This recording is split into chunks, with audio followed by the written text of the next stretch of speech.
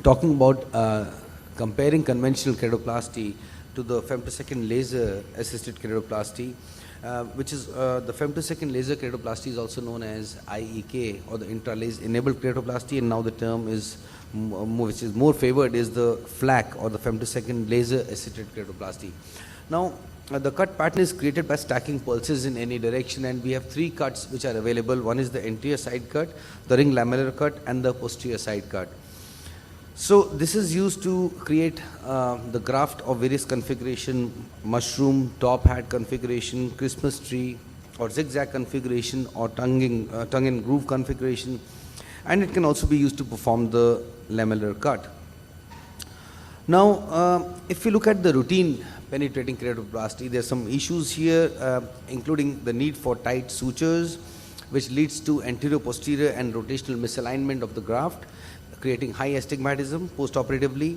There's an excessive and uneven suture tension, and there's a slow and asymmetric wound healing, and ultimately leads to a weak cornea. And these are only some of the issues with the routine keratoplasty. On the other hand, when we use the femtosecond laser to fashion the graft, there's an increased cut precision in these corneas. There's a greater accuracy of wound construction, multiplanar incision conformation, or customized incisions are possible, and there's a smoother graft-host junction transition. There's an improved tensile strength because of the greater surface area between the graft and the host.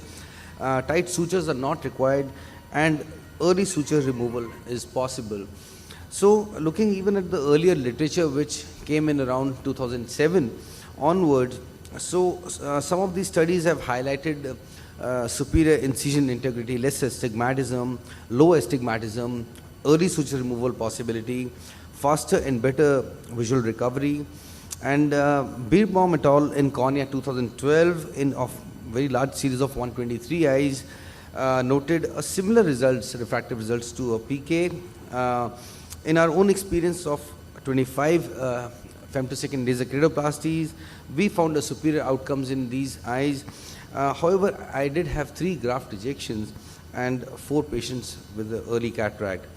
The configuration, or the top hat configuration, has been hypothesized to have a decreased incidence of graft rejection in one of the studies, and along with a better endothelial cell survival. However, this was only at 1 year. One study in cornea by Bahar et al., it showed the much higher burst pressures for grafts with the mushroom and top hat configuration vis-a-vis routine optical keratoplasty.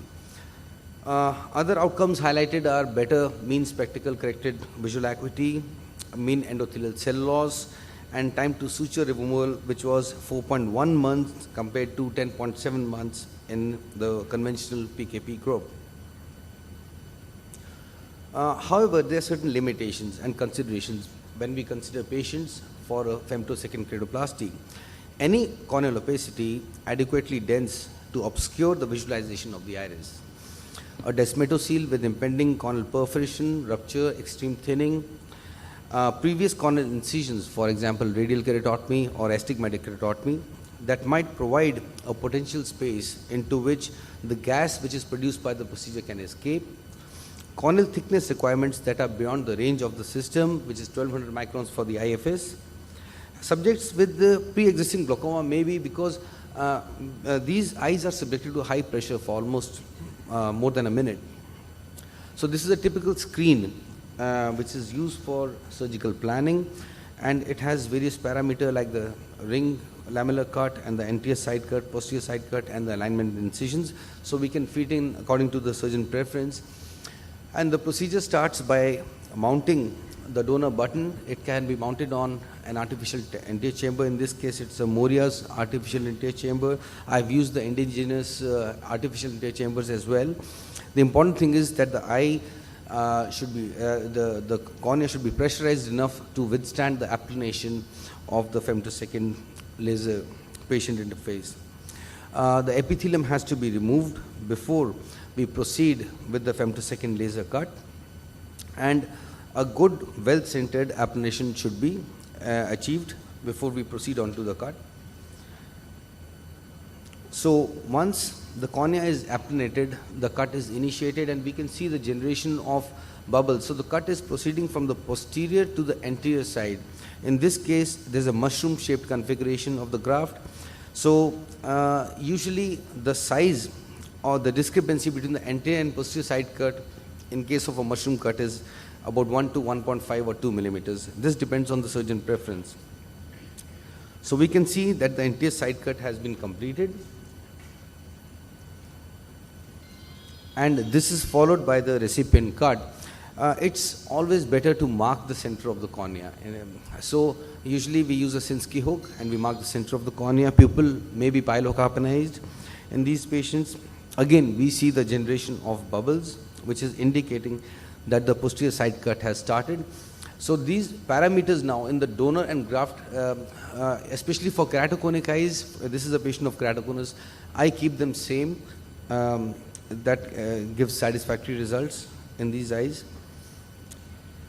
So this anterior side cut has now been completed. So this patient now, this is stage 1 of the procedure, and then the patient has to be transferred to the main operating room to carry on the rest of the procedure.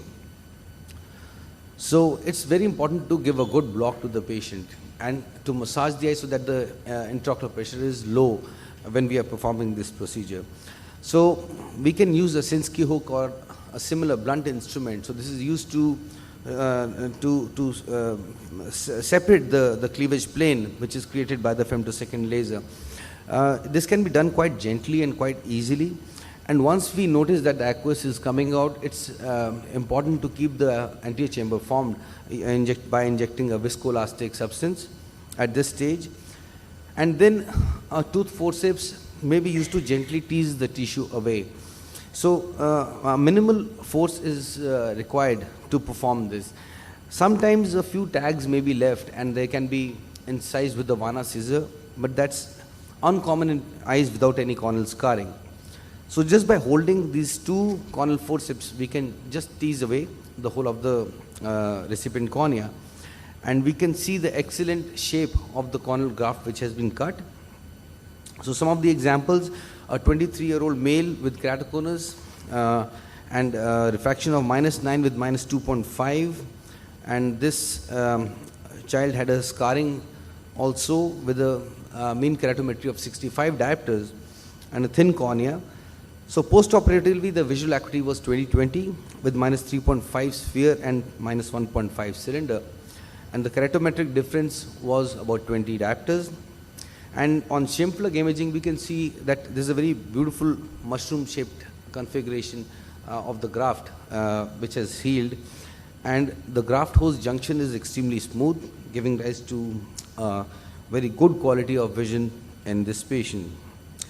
Similarly, another patient is a 17-year-old male with very advanced keratoconus and a mean keratometry of 73 diopters and extremely thin cornea. This was a post-hydrops cornea, and we can see a clear graft following the femtosecond laser keratoplasty, and -3 diopters of sphere and -3.5 diopters of cylinder, 512 microns thick cornea. And again, sham plug imaging shows us that the corneal contour is very smooth, and the patient, this is giving rise to a good quality of vision in the patient. I've even done in very advanced thinning as low as 127 microns thin cornea with scarring, and the results have been gratifying in these patients. Just a brief, a lamellar keratoplasty can also be done, as has been already talked about by Dr. Somshira, and I won't go into the procedure. So what I like to do is I like to put two triangular sutures, and they hold the graft in place. They can be removed after about 10 or 12 days to leave the graft in place. This was a patient of CDK, and patient also had a considerable corneal thinning. So I was concerned whether I would be able to get a regular corneal graft or not. But this patient had a cataract, underwent a toric IOL, and he did quite well and achieved a 6/6 vision post-operatively. Some of the results with femtosecond keratoplasty that I wanted to highlight was that these are just keratoconic eyes undergoing a mushroom shaped grafts, and this was a time sequenced data which I am showing. So we can see the remarkable stability of the refractive error right from 1 month following the femtosecond laser keratoplasty. So from a MRSE of minus 11.62 and to about minus 1.12 at the end of 2 years. Again, we can see the manifest cylinder which continued to improve, but the improvement was mainly even at the end of 1 month. And despite the suture removal, we didn't have much of a fluctuation in this patient. Similarly, we can see the remarkable keratometry in these patients, and over a period of time, the corneal biomechanics are near normal in these eyes. Similarly is the pachymetry. So to conclude, femtosecond laser assisted keratoplasty offers several advantages over conventional keratoplasty in select clinical scenarios, and the ability to shape the corneal grafts as deemed by the corneal pathology ensures the best possible surgical outcomes in these difficult scenarios. It's important for us to choose the patients well when we are making such patients undergo this procedure. Just results of some of our patients who have undergone this procedure. Thank you so much.